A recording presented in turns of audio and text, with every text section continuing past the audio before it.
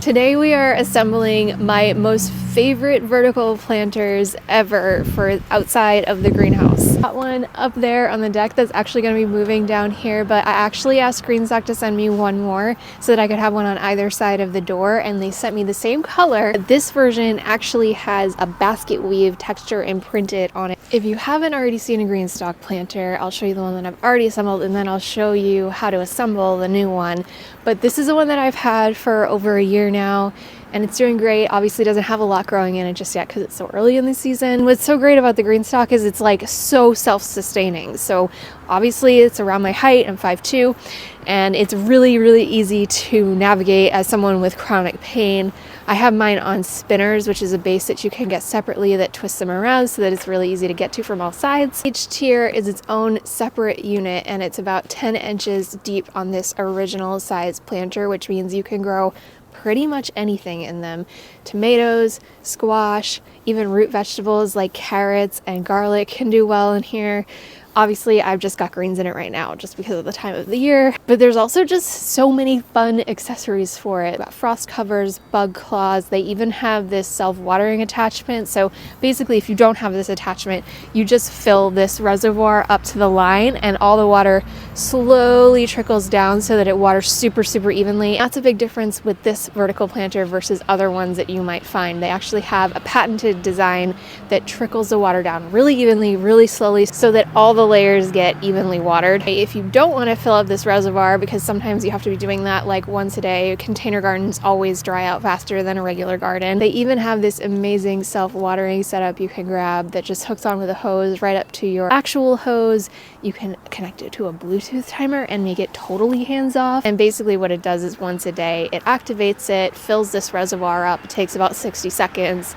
And you don't have to think about it at all. Of course, this has a lot of the same benefits as any other container garden. We can control the soil quality really well, so that means I've got perfect coastal Maine soil in this, so everything's gonna grow exceptionally well. You do want to use a potting soil, and I'd say pick one that's very high quality because it doesn't have access to outside nutrients. I just love these because they're so accessible. They fit pretty much anywhere. They're around 2 square feet of space that they take up, so you can really put them anywhere. They're about the size of a doormat, and they hold 30 plants. I am going to link these down below. The video is not sponsored by them, but the products were gifted, just so you know.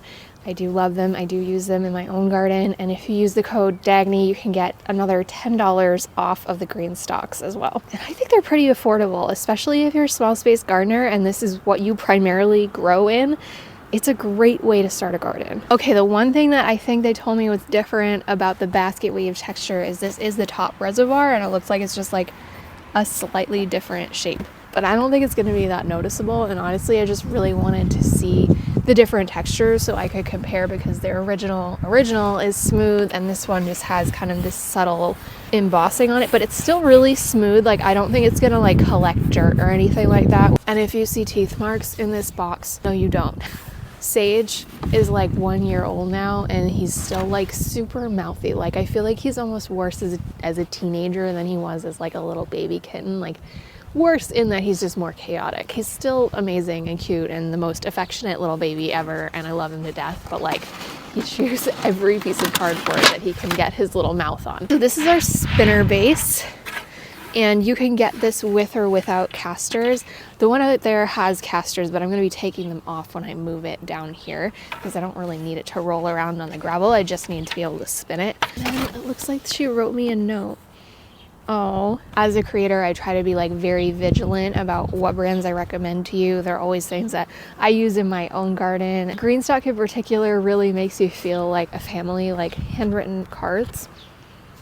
They're just too nice. I already took this out. This is gonna be like our little instruction packet, but usually, I shouldn't say usually, always, it doesn't just have your instructions in it. It's so cute. They also always give you like little seeds and stickers. There's not really that many parts here. It's actually just gonna click together and be super simple. We have our watering tray disc things that I'll show you where those go in a minute. Drain tube, this just connects at the bottom. And then we have the actual plant pockets. I have been dying to unpack this. is like waiting for the greenhouse to get here because I knew it was going to be in the way if I did it too soon. So they have 2 sizes. This is the original, and the original has like extra deep pockets and 5 tiers.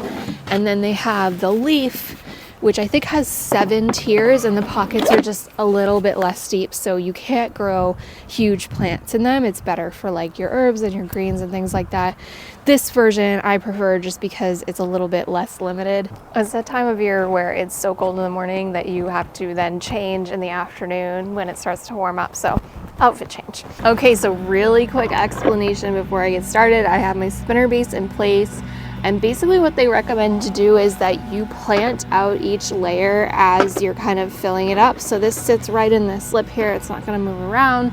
And once you have your layer of soil right up to the top, you're going to add your water discs. And these have tiny holes in them. And we want to line those holes up with each of these pockets. So when we put it on here above the soil, each of those holes is lined up with a pocket so that the plants can really easily access the water. And then once that layer is done, you just take another one of these, and you see how they have these clips right here? Those interlock on these spots in between the pockets. So it just kind of snaps into place really easily like that.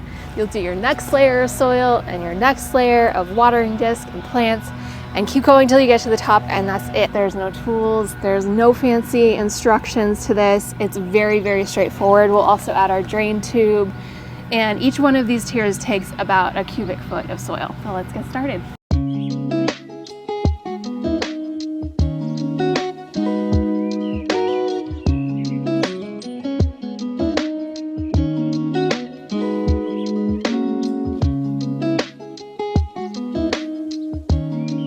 Make sure, because I've been kind of spilling soil, you want to make sure that you knock that out so that it doesn't clog those water holes.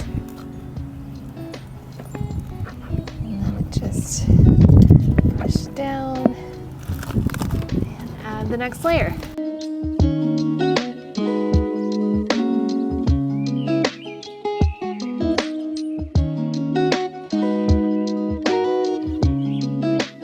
So one little trick you may have noticed me doing is I'm taking a piece of paper and I'm covering this kind of cone shape in the center because it is open. And if I were to let it get filled with soil, then the water wouldn't be able to drain properly to the next level and get everything properly watered. So I'm just kind of squeezing it over this to keep the soil from getting in. And then once I've got the soil in here, I'm pulling it off. This is the one part that gets a little tricky when you get toward the top.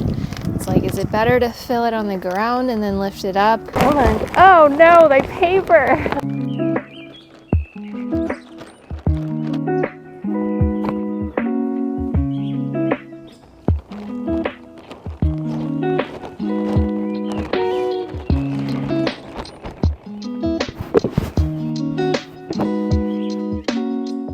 That's it for assembling it. So now we can plant it out. They say you should plant it out as you go and stack it, like I said, but since I'm only doing seeds right now, I'll probably pop some flowers in, some pansies in a little while when I run to the farm. It really didn't matter that I didn't plant it as I went, so I'm just gonna throw some seeds in, but I'll show you what I'm planting. Okay, I 100% did not have a plan for this GreenStalk. I'm trying really hard to be comfortable deviating from a plan and a list because I feel like it can be kind of limiting, especially like when you're in the garden. Like, it's meant to be wild and a little bit natural, and I think it's really good for me to just kind of get out of my comfort zone with that a little bit and experiment. So we're gonna see what happens. I'm trying a couple new things this time around. I have these seeds from row 7. They work with chefs to create kind of really unique varieties. So this is Tegan lettuce. Tegan's actually one of my favorite names ever. So when I heard this, I was like, I need to try it. But they sent these to me to test them out, and I haven't grown them yet, so I can't really speak to the quality or anything like that. But we're gonna give it a shot. So this is supposed to be a succulent maroon painted lettuce with plenty of crunch, bred for depth of flavor and heat tolerance, so you can enjoy all summer long. So I really don't need to do this variety so early in the season, but I'm so excited to test it out that I just want to get it going now and see how it does and how long I can keep it going. They also sent me this Badger Flame beet. If you know anything about me, you know that beets are not my thing. Last year it was arugula though, and now we all know that I like arugula, so This year it's beets. We're trying a couple different varieties. I also have one from Botanical Interest that I'm giving a try. And this one says it is all the vegetal sweetness of a beet without the polarizing earthiness. So, sounds like it should be right up my alley. We'll see. I'm also going to throw in some French breakfast radishes because it's just that time of year. I'd say French breakfast is definitely very much on the mild end, and I think it's a really impressive one to have on a dish for brunch. I have my Zuna mustard, super frilly, we love it. It does have a slight peppery flavor and it tolerates heat and cold really well. Tender green mustard spinach, which is neither a mustard or a spinach, but it kind of just tastes a little bit like both, so it's like the best of both worlds. My perennial favorite, not an actual perennial, but just one that's always a favorite for me, is bok choy. Use this in everything. Really, really easy to grow, especially this time of year. All right, let's get these planted. I know a lot of new gardeners are really intimidated by growing things from seed, but I honestly think direct sowing stuff is like the best garden hack if you're new or you're just a lazy gardener like me, because they just do the work for you. It's not the same as seed starting inside where you're kind of babying them. All right, that's our Mizuna planted. I have 6 varieties here, so I'm gonna do the Mizuna. Oops. I think I just spilled a bunch of those in the gravel. We'll see if those come up. I've already had a kale come up through the gravel. Anyway, we're going to do the Mizuna and the tender green mustard together on this bottom row. I've already lost track of where I was just planting. What have I done here? I don't know. I think I did that one. I'm gonna watch this back and be like, no! I was trying to do every other. Oh man, I feel like I really messed this up. We'll do a whole row of bok choy.